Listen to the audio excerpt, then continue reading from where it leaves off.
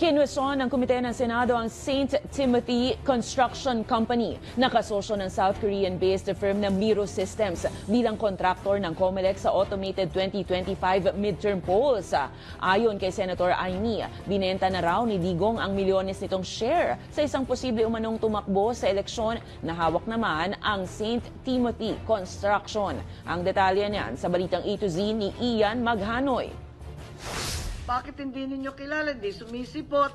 Never ninyo nakita to. Nakarecord naman tong Opaline E. Python.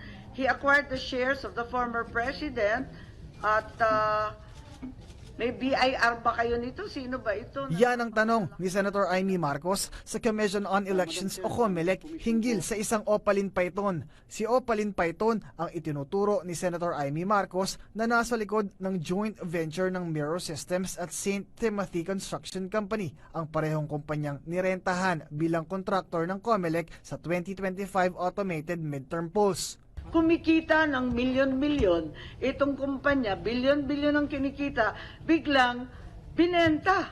Bakit ganun? Duda ang senadora sa construction firm dahil patuloy din umano itong nag-ooperate sa 131 government infrastructure contracts kahit papaso ang lisensya nito. Pero ang COMELEC hindi raw pamilyar ukol dito. Pasensya na po, Madam Chair, pero iba po yung report mismo sa atin po nung Executive Director ng PICAB, Madam Chair. Sa hearing sa Senate Committee ukol sa update sa 2025 national and local elections, napag-alamang hindi rin pala rehistrado sa Securities and Exchange Commission o SEC ang naturang joint venture. During our meeting internally, they appointed me as the representative for this particular session.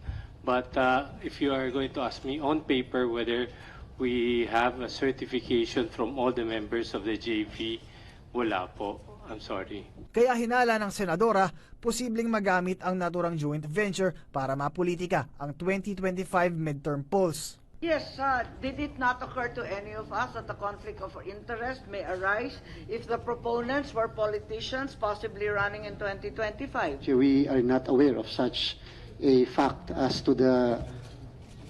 It's all on record, sir. It's in the SEC. Yes, Madam Chair, but